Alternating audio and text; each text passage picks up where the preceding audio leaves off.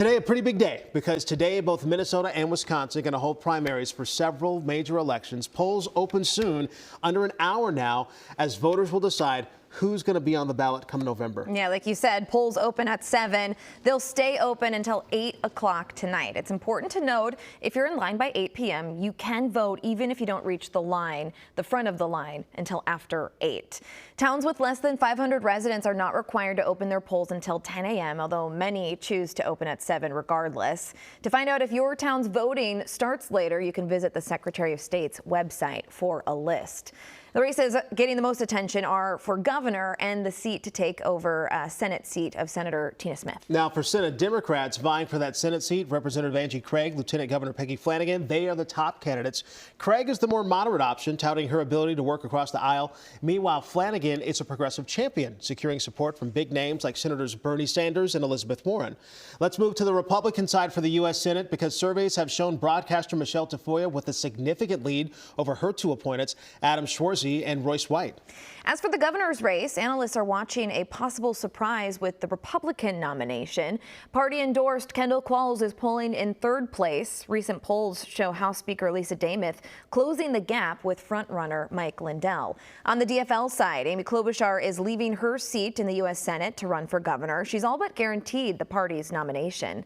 Let's head over to the live desk now. Maria Lizignoli joins us with an update from the Secretary of State, as this could be a record-setting primary. Maria. Yes, that's right. As we've said, today is the long-awaited primary in Minnesota, and turnout is expected to be high.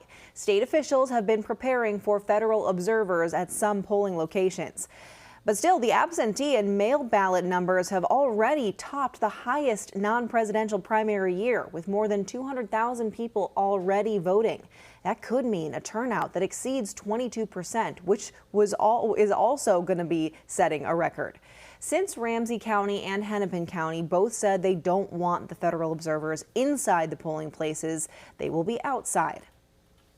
So they'll be standing outside the 100-foot zone, and we, working with the Attorney General's office, plan to have people watching the watchers just in case, just in case.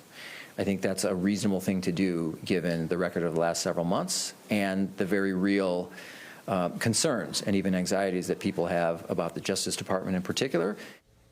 Simon says federal observers have been present at elections in Minnesota before, and they were also present in Michigan's primary on August 4th, and everything went smoothly. You can learn more about voter resources and details about key races in the WCCO 2026 primary election guide. It's on our website. You know, you think about it too, early voting, a number of people voted early in the state of Minnesota too, so they'll have to tabulate those numbers too. Let's see the results. Maria, thank you.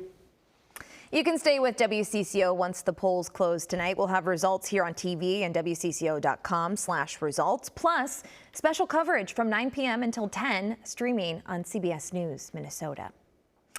6:05 is your time. In developing this morning, we're working to learn about a possible stabbing in Minneapolis. This was the scene early this morning at the 2600 block of Penn Avenue North. The Minneapolis 911 dashboard shows reports of a stabbing at this location just before midnight. We've reached out to police and we'll update you as we learn more. This morning, some St. Paul police officers are on leave as the state investigates a shooting just steps from a hospital. Police say it all started Monday morning with a call about domestic assault downtown, just a few blocks from CHS Field.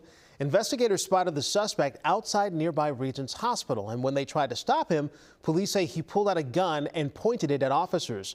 One officer fired and hit the man in the hand and back. He is expected to survive. No one else was hurt.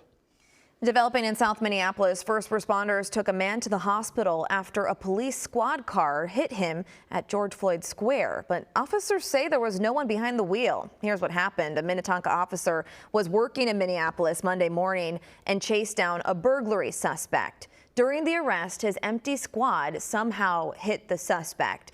He's expected to recover. The BCA is now investigating. President Trump is calling his executive order on childhood vaccines a major victory for parents and religious rights. It reduces the number of vaccinations recommended for children under federal guidelines. CBS News' Bradley Blackburn tells us top medical groups are pushing back, describing it as disheartening and dangerous. President Trump's new executive order reverses decades of childhood vaccination guidelines. Vaccinations for hepatitis B, COVID-19, and influenza, among others, are no longer recommended for all children. The order recommends reducing the number of childhood vaccines from 18 to 11, and it advises states to separate the measles, mumps, and rubella vaccine into 3 shots to be given in separate visits when possible. Decades ago, children received only a small fraction of the vaccines required today. In those times, people were much healthier, and of course, the high rates of autism now observed did not exist. But in research conducted for decades across multiple countries and on more than 5 million children, there's no evidence the existing childhood vaccine schedule poses long-term risk to children's health nor increased risk for autism. I'm not sure that there is anything that has been as thoroughly looked at as this question about whether or not there is a link between autism and vaccines. And the answer is unequivocally no. The American Academy of Pediatrics called the order dangerous, while some pediatricians warn splitting up the shots places new hardship on families. We would wind up starting to see drops in vaccine coverage for families who can't afford to keep coming in. It is the states, not the federal government, that set school immunization requirements. The new executive order comes as the U.S. faces the worst measles outbreak in more than 3 decades. Bradley Blackburn, CBS News, New York.